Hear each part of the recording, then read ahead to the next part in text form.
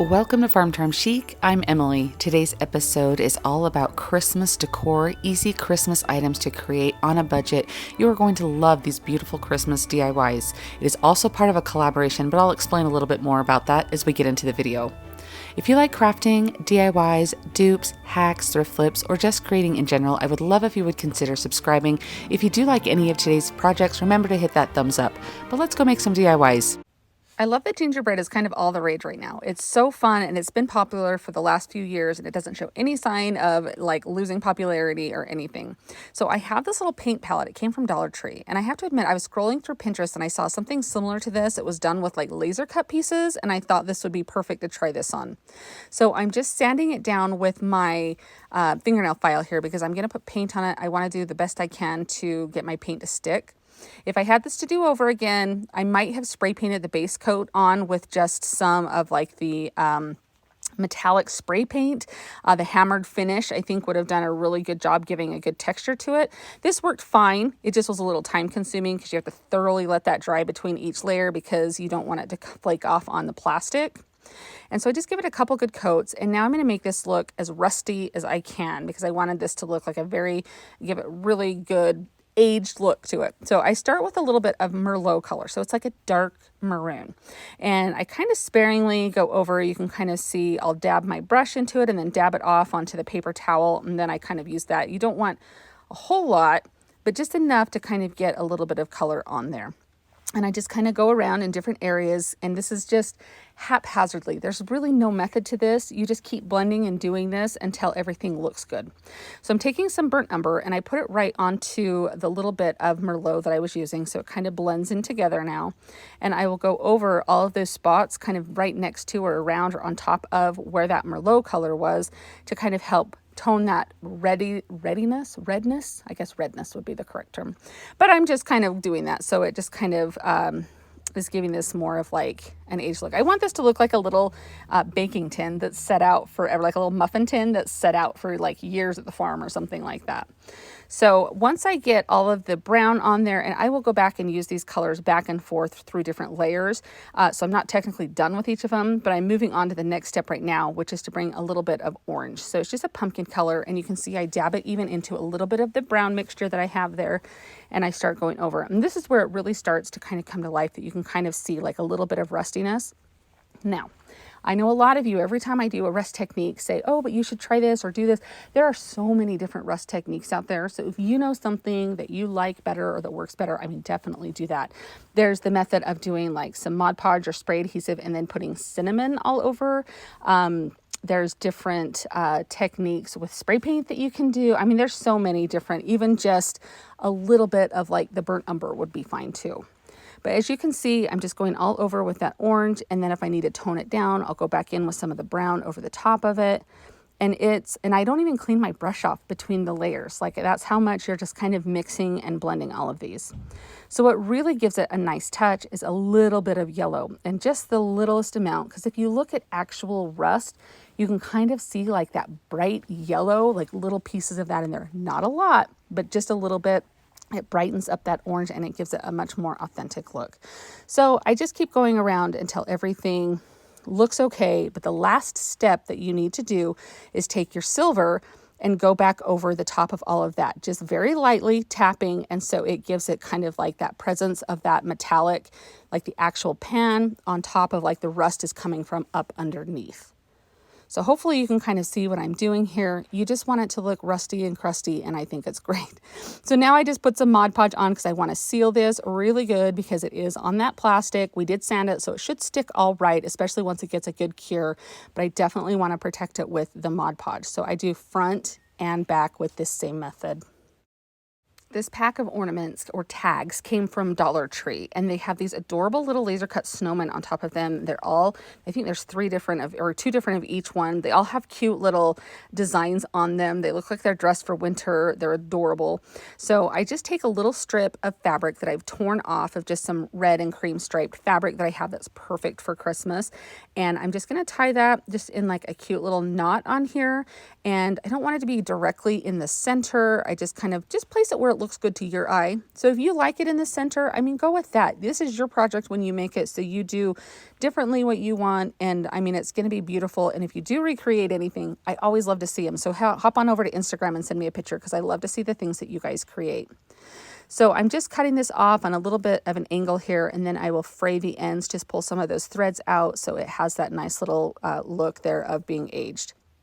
I snipped off the end of some greenery, and I'm just taking the end of that with some hot glue, and I'm just sticking it kind of into that knot, so it's just kind of peeking out, kind of like if this was, you know, wrapped up as a gift that was set outside for years and forgotten about.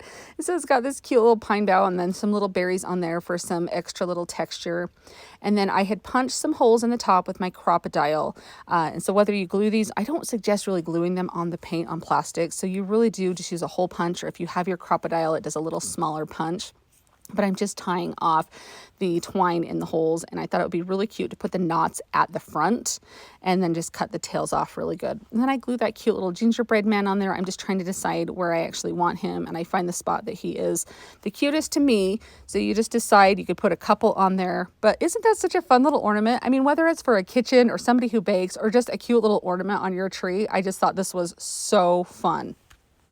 Today's video is part of a Christmas collaboration. This is hosted by Liana over at LindasDIY. She is amazing and always puts these wonderful challenges together for us. This month our guest host is Linda from LindasDIYbyDesign, and I absolutely love Linda. You guys know that I do a lot of collaborations with her. We have become great friends, and you will love her channel. I am also joined by Lori from Lori Bly DIY, who is absolutely amazing, and also Yelena from DIY Next Door, and she is amazing, and I'm so glad that she is back doing DIYs on YouTube. All you have to do is click that link in my description box or pinned in my comments, and you will be taken right to the playlist, and you'll be able to watch everyone's Christmas decor that they have created. Let's get right back into the DIYs. I found these darling little house signs at Dollar Tree on one of my recent trips there, and I think they're so cute. Now, I bought a second one because there was only 4 letters on the one sign, and if you want to add extra letters or anything, I bought another one so that way I can take off, and you can see I'm just going to twist this last one off. It does have like a little metal rod going through them, so I just slipped that off, and I'm just going to add that to the end of my sign. Now, if you can come up with a 4-letter word, I mean, definitely just stick with that, but I like the fact that I could customize it a little. So I'm just using this DAP Rapid Fuse, and I'm just going to glue that last little house onto here. Now you can use, you can freehand your letters on there. You can buy the little metal letters at Dollar Tree. You can use, I'm using some wood cutout letters. You can buy alphabets of those at craft stores on Etsy. You can also use your cutting machine or stickers to do different letters, but I'm just going to paint this the color that matches my decor. It does take a couple of coats to get rid of the letters that are currently there, so you don't see those. So you can customize this for whatever season, whatever colors your decor is. It's a really fun and simple project to do. Now, I had the letters, I could have done the word Noel on the 4-letter one, which would have been really cute just to leave it, but I have the letters Mary here, and since I added that extra one, that's what I'm going to go with. But just to give you an idea, if you happen to find one of the houses and want to make it for Christmas, Noel would be perfect to put on the 4 little houses. So I'm just going to glue these letters on. I just leave them in the natural wood tones because it matches the little beads in between. But again, you can customize this. I'm just giving you some great ideas for when you find it, what you can use to do it. Even some little like rub-on transfers on each of the houses would be really cute. But I think this turns out beautiful. It's very simple. It's an easy project, and it really does add a great touch of color to your decor. And even the way that it was originally was very cute, but this just makes it a little bit more, have a personal touch to it. What do you guys think of this? Was this an easy project you guys would try? This DIY is so simple but turns out so high end. I'm going to print on tissue paper, and you guys always love when I show this technique. Now I'm just taking a normal piece of tissue paper you buy in the gift wrap section, and I'm taking a normal piece of copy paper, just a regular paper size, and I'm just going to tape the tissue paper over the back. Now there's several different ways. I have lots of different videos of doing this, so we're just going to go with this method that I'm showing in this video but if you have a different way you do this, definitely if it works for you, stick with that. Now, I was out of Scotch tape the day that I was doing this, or couldn't find it. My girls had probably stolen it because they love to do craft projects with everything that I have. So I could only find painter's tape, which worked fine because it fed through my printer fine. Now, you want to make sure that when you feed this through your printer, you're printing on the tissue paper side. So you just want to know the orientation to fit your paper through your printer. I don't have a fancy printer. I just have like an $80 Hewlett-Packard printer from Walmart. It's not a laser printer, it's an inkjet, and it works great for this. Now, I did pick this little wood slab here up at Walmart. It's just kind of a sign blank in their craft section. It was a little bit less than Dollar Tree, but it had this annoying staple in the back of it that you have to remove, and definitely sand that down. So just keep that in mind when you're doing your project, which side you want to make, the front and the back, based on where that staple is. Now, I just got this design off Etsy, and I just cut it out there and separated the tissue paper from your printer paper. You're just going to throw that printer paper away or use it for something else. You just need the tissue paper part. And then you're going to do a really thin coat of Mod Podge on your sign blank. And you just want to make sure you have good coverage, but you do want it to be thin because you don't want this tissue paper to tear and get like super wet when you put it down. So I center this the best that I can. I eyeball everything, and I just work with my finger, smoothing out to the edges, getting rid of any wrinkles or bumps. If you start to pull your tissue paper up to get any wrinkles out and it starts to tear, just embrace those wrinkles and just move on. It's just going to make your project look more aged and have more character if it has a little bit of wrinkles or tears. So just know that. So just embrace them if that happens to you. If you have a brayer, you can definitely, if your piece feels dry enough, go over the top of it to help smooth it out even more. And then I just sanded the edges to make it have a really crisp, nice edge. Now, to age this a little bit, I'm just taking some antiquing wax on a little chip brush, and this is a stencil brush actually from Dollar Tree, I believe, but it just has those natural bristles, and you're just going to dry brush the antiquing wax all the way around your sign here. This just helps the edge of the design of my sign that I had this natural worn look anyway, and so it just helped blend the wood into that sign. I just took some thicker twine that I have and tied a knot in either end of it, and I just used my staple gun to staple that in to make a little hanger for this little sign here. I think this sign turns out absolutely darling. It's so simple and easy, but it really does look high end. Now, you can go over the top of this after it's sat for 24 hours with some Mod Podge. You want your ink to dry if you're going to do that, which I do suggest doing. Just do it with some matte Mod Podge, but make sure your ink is dry or it will smear your design. I've been hanging on to this little sled that I found at a thrift store, and it's a darling shape, but as you can see, the design was probably very cute at one time, kind of a little folk artish, and it is scrapable. Like, it's coming off, it's flaking pretty good. So I take my paint scraper and I'm just going to scrape it off a little bit just to try and get that design off. So I have to sand just a little bit, not much, but I'm just going to flake that off because I don't want my paint that I put over it to start flaking off. So you definitely want to take care of that if there is any like flaking or anything like that. Now, the edge of the sled was actually pretty good, so I just really focused on that design where that was and I'm not sure if that design was painted on there or if it was put on with some different type of method or something, because it was just the design that was flaking off. I removed the raffia, and now I'm just going to paint this in my base color, and I'm just painting the top portion of the sled. I'm going to paint it just this white color. This is a Waverly chalk paint that I'm using, and I just give it a couple of coats is what it takes to get the full coverage that I need. Now, the runners on the sled, they were very kind of like a really brassy orangey color of that wood, and I wanted to tone it down. I didn't really want to have to do a lot of sanding because there's a lot of angles to get on it. So I just took some antiquing wax with a brush and just went over completely and then dried it with my heat gun, and it actually gave it a very wonderful tone to it. And I'm just painting that little front portion of the sled there to match. And now for the fun part of embellishing this. I picked these darling Christmas tree napkins up at Home Goods. I got them this year, 2023. So depending on when you're watching that, they're very cute. I was a little disappointed though. I thought this little edge, I didn't realize it was going to be fringy. It's very cute as a napkin, but really that edge is pretty much worthless if you're using it to decoupage with, because sometimes I love the scalloped edge to add along things. So I was kind of a little disappointed with that. But as you can see on one napkin, you get 4 beautiful Christmas tree images to work with. So definitely worth the investment on these napkins. So I just peeled them apart because they'll be in 2 or 3 layers. So you just want to make sure you have the topmost layer. And then using a brush with water, I go around the design and then tear off the edges so you have a natural raw edge to that napkin. So I just place some Mod Podge down on the sled, and now I'm gently going to place the design down. And I'm going to start from the middle and work my way out with my fingers. Now I know a lot of you use a technique where you let the Mod Podge dry and you heat up like an iron or something. That would be this would be something perfect you could do with that. I've never tried this technique, so I just need to get brave and try it. But honestly, this is such a small section that I'm working with that I didn't have any problems with wrinkling or anything. And you can see when I get to that edge and press that down, it really just disappears into that paint color, that white paint.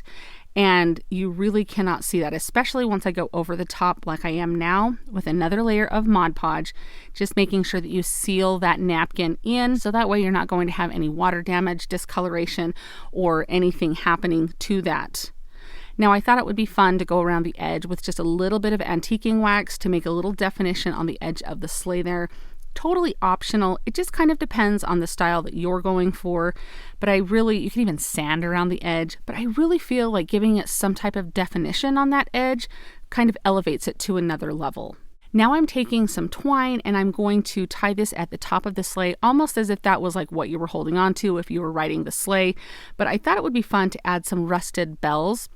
Now you can make your own rusted bells, either using vinegar to soak them in or using the Mod Podge and cinnamon technique. These I just picked up at Hobby Lobby in a tube of them. There's probably 20 or so jingle bells in there for just a couple of dollars. So definitely worth the investment if you plan on using them all throughout the season, which I have done. Now I wanted to hang them to be at different angles, and I kind of will set my sleigh up and determine where I want to tie these off at, because I don't want them to be so far apart. I want it to look kind of like a natural lopsidedness. I know that doesn't really make the most sense, but hopefully you can see exactly what I mean here. When I set this up here, I realized that that other jingle bell is much lower, so I do untie it and just raise it up a little bit and tie it on again. So when you're working on projects, it's just kind of important to step back or set it up or look at it from a different angle and kind of get a different point of view to see if you want to fix or change anything. I do take my scissors and just snip off that extra little twine where I tied those and just put a little dot of glue on each of them to seal that knot so it's not going to come undone. You don't want a big glob of glue, so just a little bit works, and let that dry and you'll be good to go. Whenever you're creating something, always take a look at it and see if you feel like it needs a little something extra. It's totally a matter of personal preference on if you feel like it does or not. I felt like the top of it was a little bit bland looking, and so I just wrapped some twine around my finger maybe 10 times and just made what you call like a finger bow. You just make the loops and then you tie another piece of twine right in the middle, or ribbon, or whatever you're working with. You tie it off in the middle and it's going to look like it has been tied that way. And then just using a little dot of glue there, I'm going to glue this on, and I have just a couple of little of the twine tails falling down there. Now you could easily add like a button or something on the top of the twine there, would be really cute. As I got looking at it, I had a little bit of extra greenery by me, and so I do end up putting some greenery on here. I'm just spraying those little tassels or the ends with some water in my mister bottle there, and that's just going to help them lay a little bit more flat and not be so like skiwampas hanging all the different ways. So here I'm just going to glue just a little bit of greenery. It's just some little leftover pieces that I had that I just clipped a little bit off of, and I'm just gluing that underneath the bow on each side just to bring a little bit more greenery in there. I thought it looked really lovely to have the green tree on the base of the sled and then have that greenery at the top. Here is this project all completed, and I am really happy with how this came out. I think it's beautiful. It will be a perfect shelf sitter throughout the season on a tiered tray. And this is something that you can do. You find these little sleds everywhere. I mean, at Dollar Tree, they have a little bit smaller ones. Like I said, I found this at a thrift store. I've seen them all over. That they shouldn't be too hard to find, and they're so easy to create and make them to match your decor.